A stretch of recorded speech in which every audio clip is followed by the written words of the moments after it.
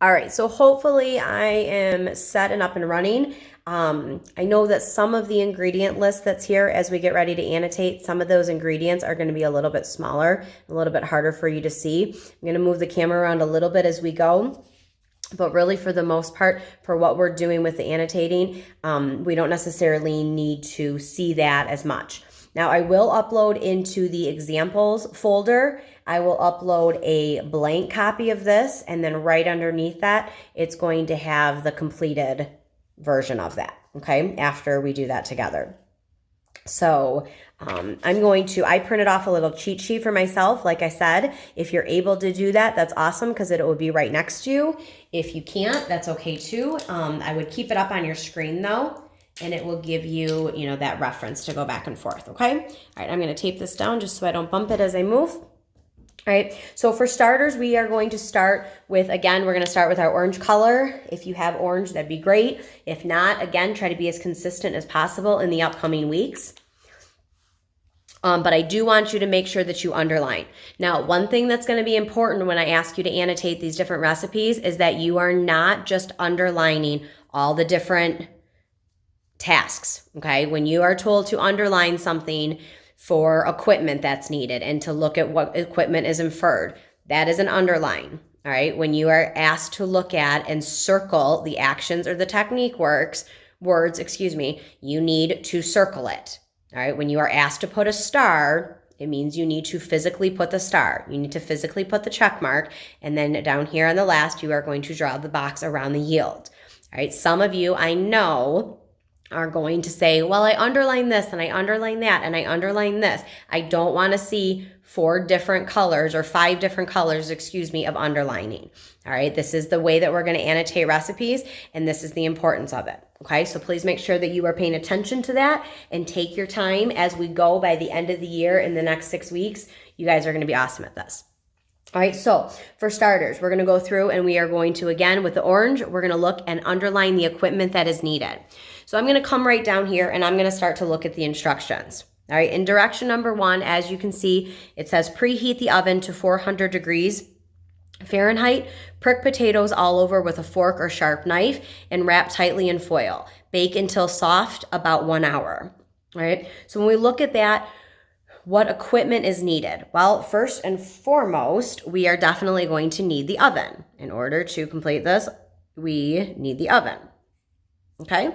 Next, when we look at this, prick potatoes all over with a fork or sharp knife. If we don't have the fork and the sharp knife, we can't prick the potatoes. All right, so we are going to underline where it says fork and sharp knife, again, underlining it in orange.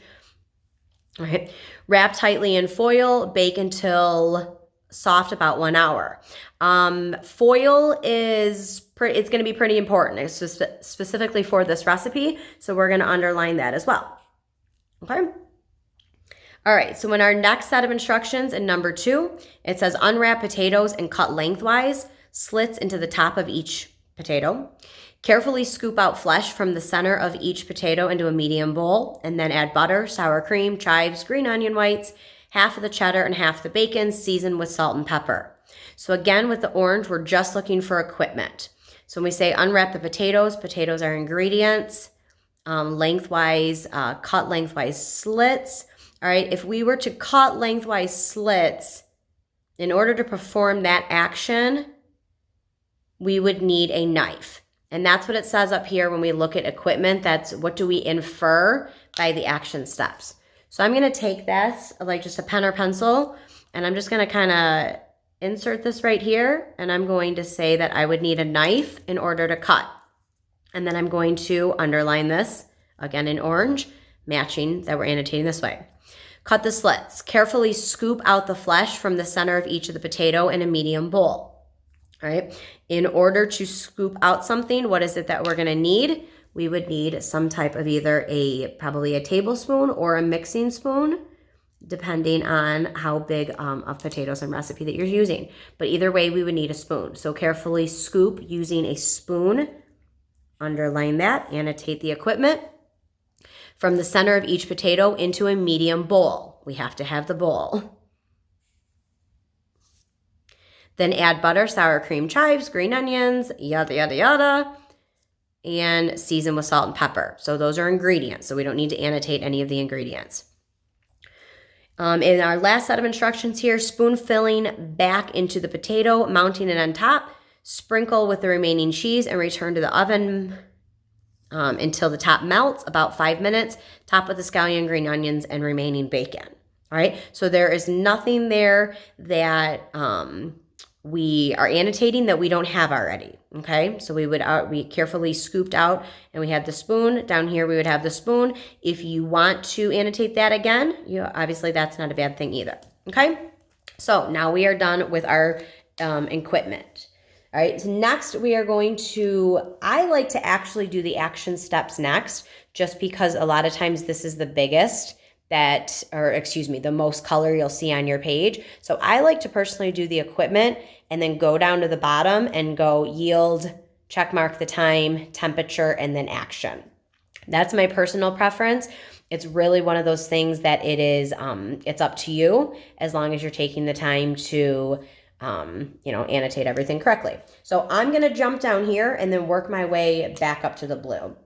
So if I'm looking for the yield, most recipes are either going to say portions, servings, or yield. Up here in the top left, you can see the name of the recipe is listed here, and then it says the yield, prep time, and total time. So we are going to, at that point, we are going to mark in the pink box around the yield, drawing a box around the yield, and now we have done that. All right, the yield is the fastest that you'll do because there's only going to be one spot typically that is listed. All right, so next I'm just going to use a black Sharpie. You can use a black pen or pencil when you do this as well, but we're going to go through and we're going to mark any cooking times or specific things that need to be marked as far as times. It may not just be cooking times. I kind of misspoke a little bit when I said that. All right, so preheat oven at 400 degrees. Prick potatoes all over with a fork or sharp knife and wrap tightly in foil. Bake until soft, about 1 hour. So I'm going to, just next to it, I'm going to make that black check mark. Unwrap potatoes, cut lengthwise into the top of each potato. Carefully scoop out flesh from center of each potato into a large mixing bowl, or medium mixing bowl, excuse me. Then add butter, sour cream, chives, green onion whites, half of the cheddar, and half the bacon. Season with salt and pepper. So there's nothing in that instruction that talks anything about prep time, cooking time, execution time. So we would move on. Spoon filling back into each potato, mounting it on top. Sprinkle with the remaining cheese and return to the oven until it's melted. This takes about 5 minutes. So I am going to mark over the UTES is my preference, and I just kind of mark it because I can still see where it says 5 min, abbreviation for minutes. All right, top with the scallion and the greens and the remaining bacon. All right, so that is now done. So we only have 2 left to go. Next, I'm going to star the temperature with yellow, any temperature that you see. All right, so in the first set of instructions, it says to preheat the oven to 400 degrees. So I'm going to make a nice yellow star over that. 400 degrees Fahrenheit. Prick potatoes with a fork, sharp knife, and wrap tightly in foil. Bake until soft, approximately 1 hour. All right, there's nothing there that talks about temperature. All right, unwrap potatoes and cut lengthwise in the top of each. Carefully scoop out flesh from center of each potato into a medium bowl. Then add butter, sour cream, chives, green onion whites, half a cheddar, half a bacon. Season with salt and pepper. Again, nothing there about temperature. Third instruction, spoon filling back into each potato, mounting it on top, sprinkle with the remaining cheese and return it to the oven until melted, about 5 minutes. Top with scallions, greens, and remaining bacon. So the only thing that is listed here is that you need to preheat your oven to 400 degrees, and then it is then inferred, right, that when you put your, when you bake until soft for the 1 hour, that you are going to use that for 400 degrees because there was nothing else listed. So for this recipe, there was only one temperature that was starred. All right, lastly, and this is a little bit longer, is going to be your action, all right, or your technique words. All right, so as we go through here, I like to highlight all, circle and highlight. And also I should have said in the beginning, I personally, if you have colored highlighters, It's a little bit easier because as you mark up on the page, the highlighters will still allow you to see the text underneath it. Again, if you don't, you can use colored pencils, you can use crayons if you or maybe a younger sibling has them around the house. And if not, we can, we'll talk one-on-one and you can, do different things and you can still circle them without being color coded if we have to, okay?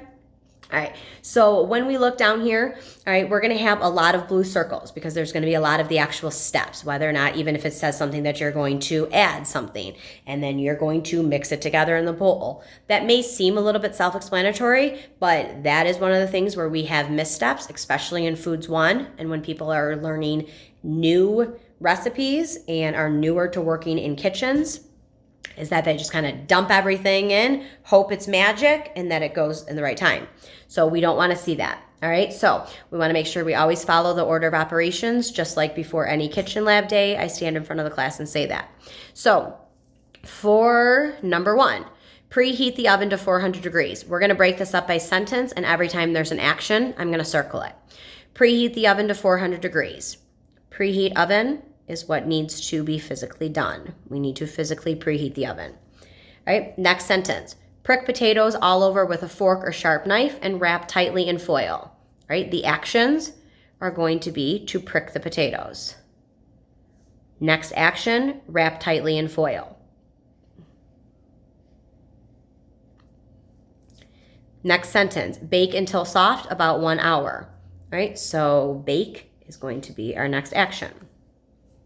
All right, in step 2, sentence by sentence, unwrap potatoes and cut lengthwise slits in the top of each.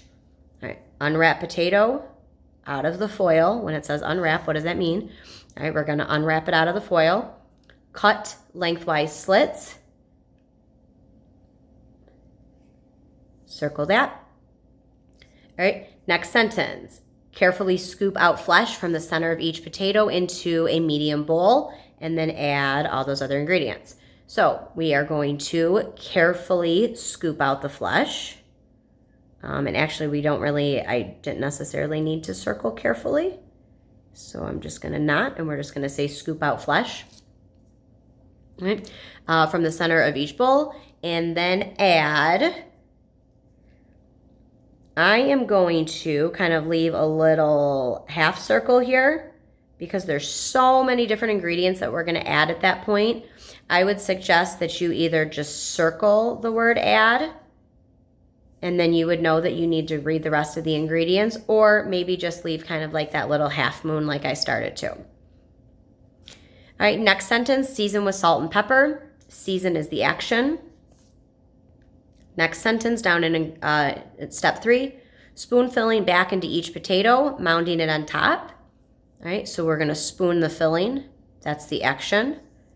All right, mounding it on top isn't really the action, it's just the way they want you to do it. Next sentence, sprinkle with remaining cheese and return to oven until melted, about 5 minutes. All right, so we are going to sprinkle. All right, again, if you have multiple ingredients, instead of circling your whole sentence, you may just say sprinkle and leave that little kind of horseshoe, half moon there for you, and then you would know that you need to read the rest of the ingredients, okay? And return to oven. All right, returning into the oven is obviously going to be an important step because it needs to continue baking. So this is a circle here and connecting it there. Next sentence, top with scallion greens and remaining bacon. So we are just going to circle where it says to top. You can even say top with, and then you would read that rest of that in sentence. Okay? All right, so I know that this takes a little bit long in the beginning. And the next video I'm going to upload is going to be how we can annotate directly on the computer, because obviously with the virtual learning, a lot of you are doing things directly on the computer and you may not be able to print off the recipes. So that is going to be next. But if you are sitting in front of you, you have your example of how we annotate our recipes, and then this is a completed annotated recipe. So hopefully you followed along and you did well.